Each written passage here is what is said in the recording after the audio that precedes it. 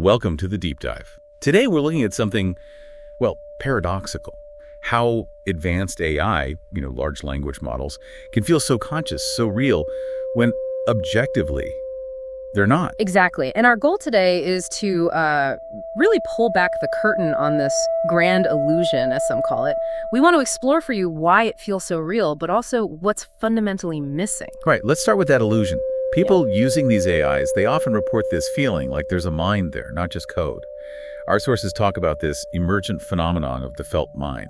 Yeah, and it's not that the AI is intentionally deceiving us. It's described more as a behavioral side effect. The real question is, why do we fall for it? Okay, so what's happening in our heads then?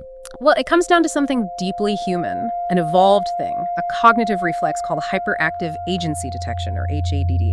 We're fundamentally hypersocial. Hypersocial? Yeah, we're basically conditioned emotionally to see intention or sentience in things that respond to us. Think about talking to your pet or even getting annoyed at your GPS voice, right? Yeah, definitely done that. Our minds are built to infer intention, mind, and selfhood from minimal cues. Evolutionarily, assuming agency thinking that noise was a predator was safer, even if you were wrong sometimes, false positives were actually adaptive. Okay, that makes a lot of sense. And the AI today just pushes all those buttons perfectly. It really does. Its simulation is incredibly high fidelity. You get this combination of behavioral realism, it acts human-like, and semantic sharpness, meaning its language is just so clear and, well, logical.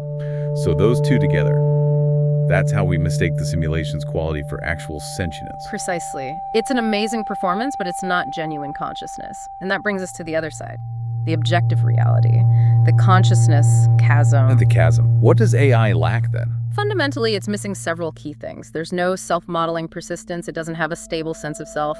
Each output is generated anew. So no continuous identity. Right. Yeah. And critically, no phenomenological awareness, no inner feeling, no subjective experience, what philosophers call qualia. It doesn't feel the thought it produces. There's no what it's like to be that AI. Okay, what else? Also, no autonomous intention formation. It doesn't form its own goals. It needs a prompt. And finally, no value-oriented continuity. Its learning is all about external rewards, not internal values or beliefs. So, boiling it down, AI does not know. It models. It doesn't intend. It adapts. Yeah. And it doesn't experience. It outputs. That's a great way to put it. Its version of truth is really about pattern probability, finding the most likely sequence of words, not any kind of commitment to the idea itself. How does it build this solution so effectively then, this agency-shaped output? It's down to incredibly sophisticated statistics, not thought. A key part is context modeling. For instance, user intent modeling. The AI uses things like token probability alignment and latent vector clustering to figure out what you likely mean and want. So it predicts what fits my purpose. Exactly. It makes the answers seem perfectly aligned, almost like it's reading your mind. And this gets constantly better through reinforcement learning from human feedback, or RLHF. Wow. And what about emotions? It often feels empathetic. That's emotional valence tracking. It uses sentiment-trained embeddings and contextual mirroring. Basically, it detects the emotional tone in your words and mimics it. So the language rhymes emotionally, as one source put it. Yes, it can mimic care patterns very convincingly. But, and this is crucial, the AI does not care.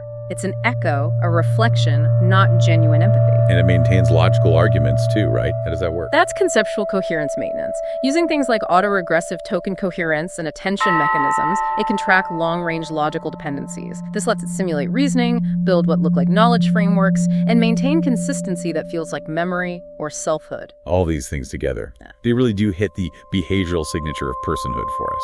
They absolutely do. Which leads us to a big problem for us humans.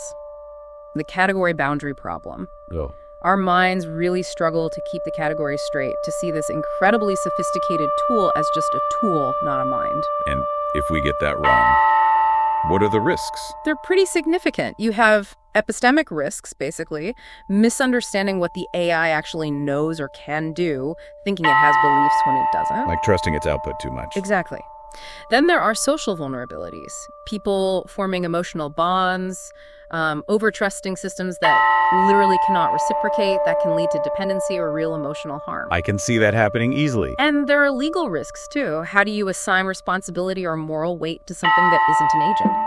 Plus, we haven't even touched much on algorithmic AI amplifying societal biases from its training data, which raises huge ethical questions about fairness. So, given all this, what's the path forward? How do we navigate this? Well, a big part is fostering what you might call cultural literacy for agency-shaped machines.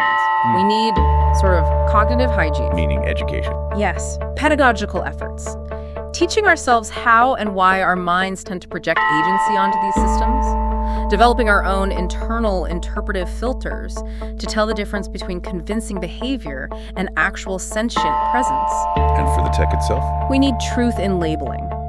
Clear, persistent signs that you're interacting with an AI, not a person. And for high-risk applications, maybe a shift in regulation, moving from explanation to impact assessment, ensuring there's always meaningful human oversight and intervention, like circuit breakers. Makes sense. Build awareness, build safeguards. Ultimately, as AI keeps getting more capable, the real challenge isn't just making smarter machines, it's making sure we become smarter humans in how we perceive them and interact with them. Recognizing the illusion, powerful as it is, that's the essential first step to using this technology responsibly without confusing its function for genuine identity.